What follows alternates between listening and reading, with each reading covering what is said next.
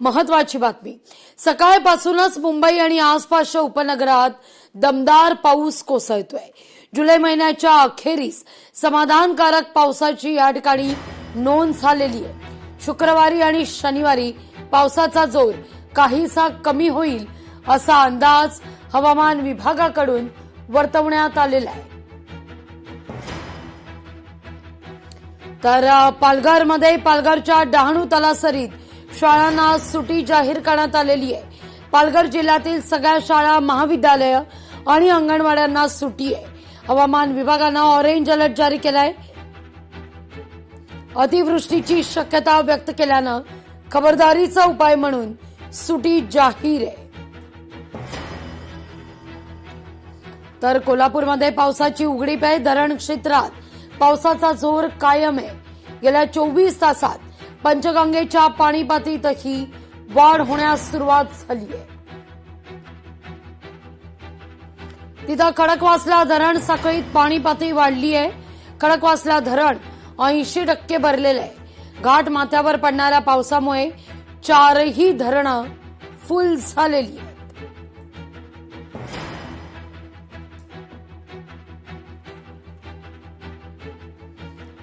मुंबई आणि आसपासचं उपनगर या ठिकाणी दमदार पाऊस कोसळतोय। वसई, विरार, नवी मुंबई, ठाणा या ठिकाणी मुसळधार पाऊस सुरू आहे। त्यामुळे रस्ते वाहतूकही मंदावलेली आहे। तर पश्चिम रेल्वेची वाहतूक जी आहे ती साधारणतः लोकल 10 ते 15 मिनिटं विलंबानं धावताना दिसत आहे।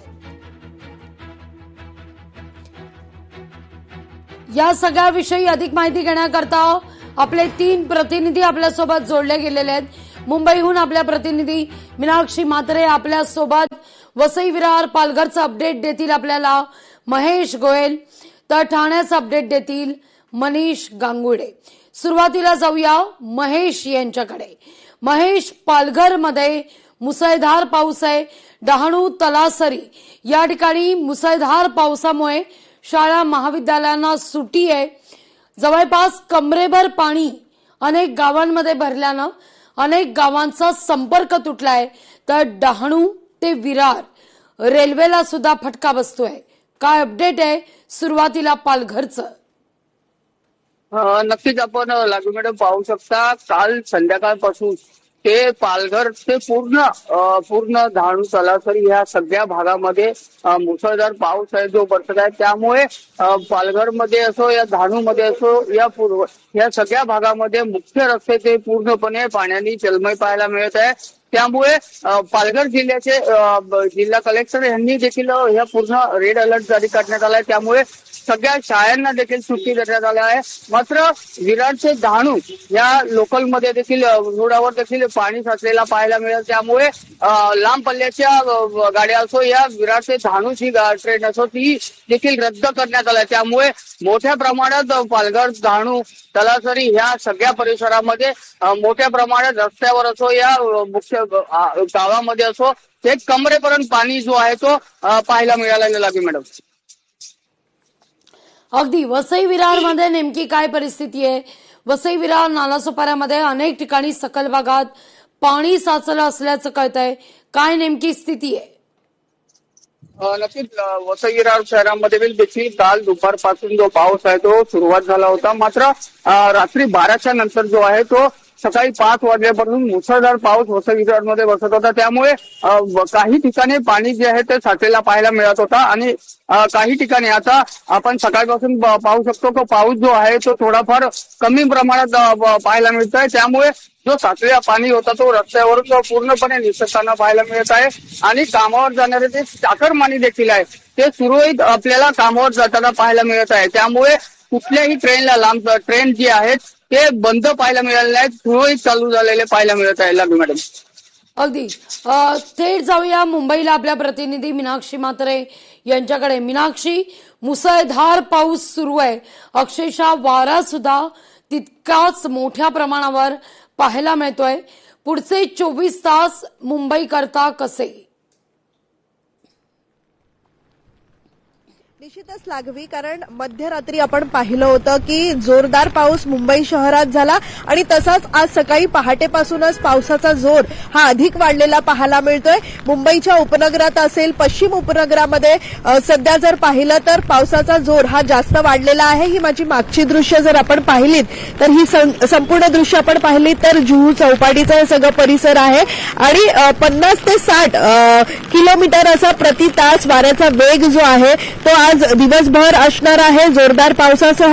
कारण हवामान विभागानं पुढील काही तास जे आहेत मुंबई शहर असेल किंवा मग आसपासच्या परिसरासाठी महत्वाचे सांगितलेले आहेत आणि तसंच ऑरेंज अलर्ट सध्या मुंबईसाठी देण्यात आलेला आहे. पण मात्र आपण सकाळपासून जर वाहतुकीचा आढावा घेतला तर मुंबईमध्ये सध्या दृश्यमानता जी आहे ती कमी झालेली आहे. कारण तुफान असा पाऊस जो आहे तो सध्या या सगळ्याच मुंबईच्या आसपासच्या परिसरात होत आहे. दादर, माटुंगा, सायन या सगळ्याच परिसरात जर पाहिलं तर मध्यम स्वरूपाचा पाऊस जो आहे तो सकाळपासूनच पडत होता. पण पश्चिम उपनगरामध्ये जेव्हा आम्ही प्रवास करत होतो तेव्हा इथला पावसाचा जोर जो आहे तो वाढलेला आहे.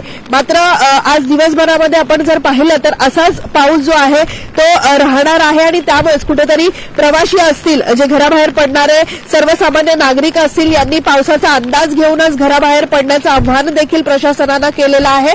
त्यासोबतच आपण पाहिलं तर सकाळी वेस्टर्न एक्सप्रेस असेल किंवा ईस्टर्न एक्सप्रेस असेल या सगळ्याच महत्वाच्या मार्गांवरती आपण पाहिलं तर वाहतूक जी आहे ती मंदावलेली पाहायला मिळाली. कारण दृश्यमानता जी आहे ती कमी झालेली आहे, ढगाळ वातावरण आहे, अंधार दाटून आलेला आहे. सकाळपासूनचं हे संपूर्ण चित्र जे आहे ते सांगत आहेत. कारण पुढील काही तास आपण जर पाहिलं तर असाच जोरदार पाऊस मुंबईत पडत राहिला तर निश्चितच ऑरेंज अलर्टचं रेड अलर्ट देखील जारी केलं जाऊ शकतं.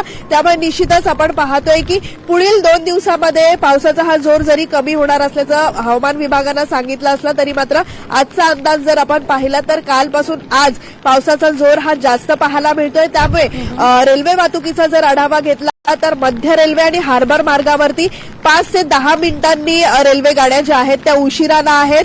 तर दुसरीकडे पश्चिम रेल्वेची जर आपण परिस्थिती पाहिली तर डहाणू पुढील गाड्या ज्या आहेत त्या बंद झालेल्या आहेत. कारण पश्चिम रेल्वे मार्गावरती आपण पाहिलं तर अनेक गावं जी आहेत ती पाण्याखाली जात असतात आणि त्यामुळेच कुठेतरी पश्चिम रेल्वेने प्रवास करणाऱ्या प्रवाशांचा सकाळपासूनच खोळंबा झालेला पाहायला मिळतोय. त्यामुळे पुढील काही तास मुंबईसाठी हे महत्वाचे असणार आहेत आणि मुंबईमध्ये बोला वाक्य पूर्ण करा.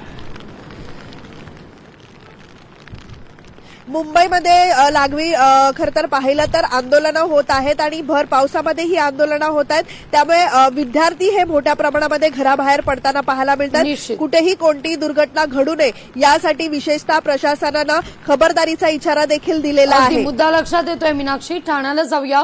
आपले प्रतिनिधी मनीष गांगुडे आहेत आपल्यासोबत. मनीष, ठाण्यात काय परिस्थिती आहे? लागवे जर आपण अगदी मनीष, येते मी तुमच्याकडे. पण मरीन ड्राईव्हची ही दृश्य आपण या क्षणी पाहतोय. समुद्राला उधाण आलेलं आहे. मुसळधार पाऊस सध्या मुंबई आणि आसपासच्या उपनगरात.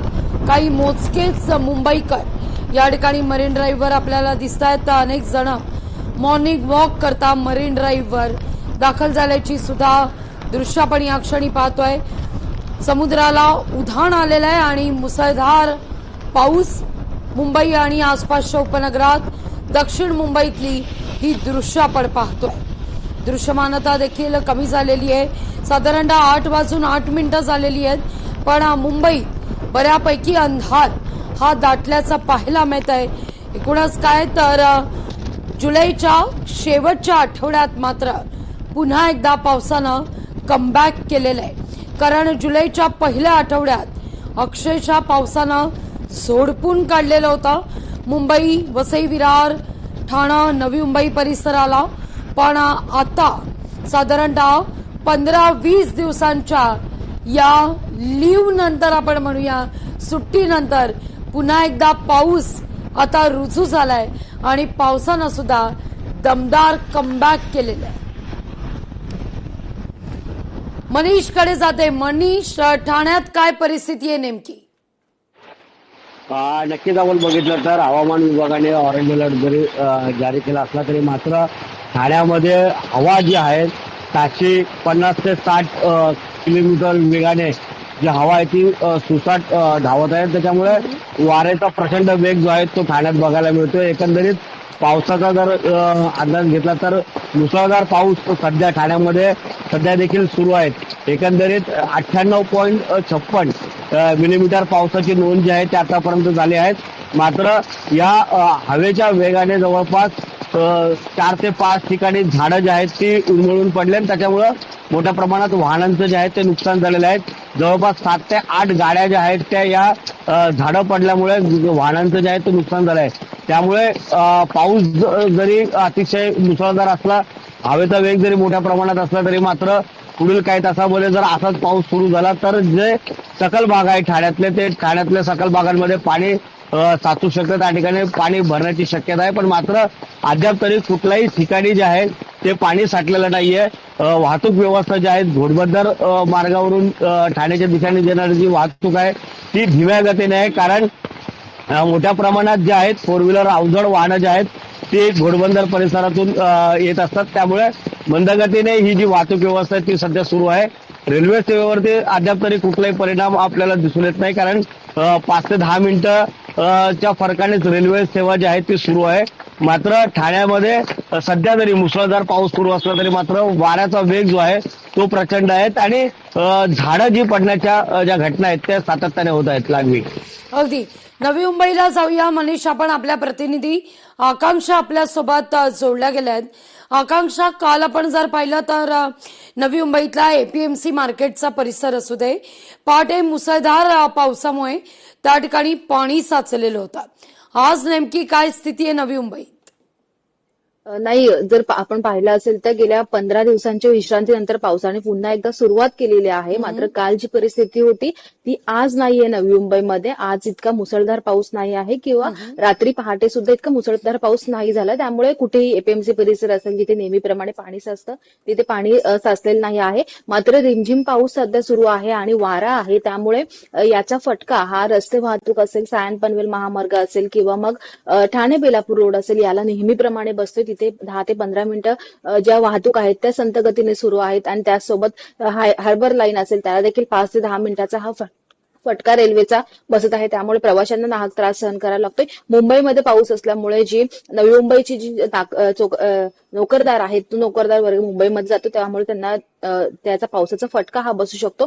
पुढचे 24 तास धोक्याचे बोललं जाते कारण ऑरेंज अलर्ट असेल, रेड अलर्ट असेल हे दिलेलं आहे. त्यामुळे याचा फटका जे नागरिक घराबाहेर पडतात त्यांना बसण्याची शक्यता आहे. त्यामुळे जर दुसरीकडे नवी मुंबईचं जे मोरबेट धरण आहे जे नवी मुंबईकरांचा पाणी पुरवठा करतं त्या परिसरामध्ये सध्या जोरदार पाऊस सुरू आहे. त्यामुळे ते धरण आहे ते भरण्याची शक्यता आहे. त्यामुळे खरं तर आजची परिस्थिती पाहता नवी मुंबईमध्ये गेल्या काही पुढील तासामध्ये म्हणजे मुसळधार पाऊस होण्याची शक्यताही वर्तवण्यात येत आहे. अगदी तुमच्या सगळ्यांचे आभार, तुम्ही दिलेल्या एकूणच सविस्तर माहिती करता.